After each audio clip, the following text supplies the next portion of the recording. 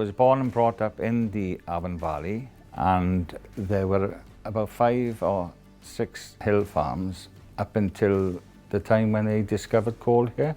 That would have been mid to late 19th century.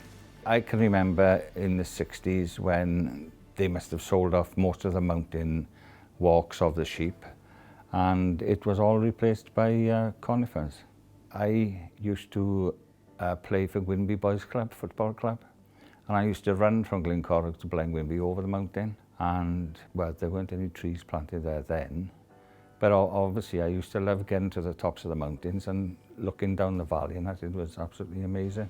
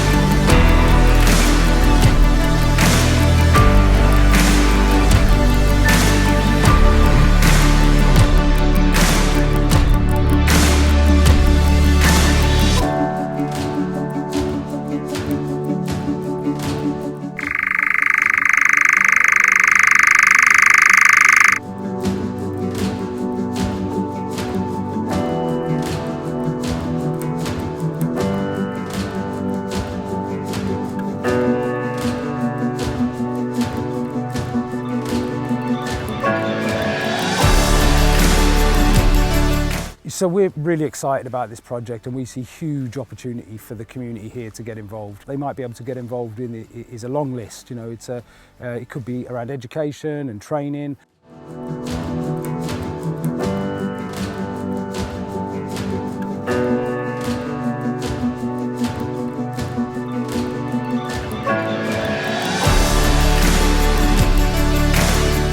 One of the areas of focus for the new curriculum is for the children to be ethically informed citizens. What we're trying to do at the moment is to have the children learning about their environment by getting out into their environment.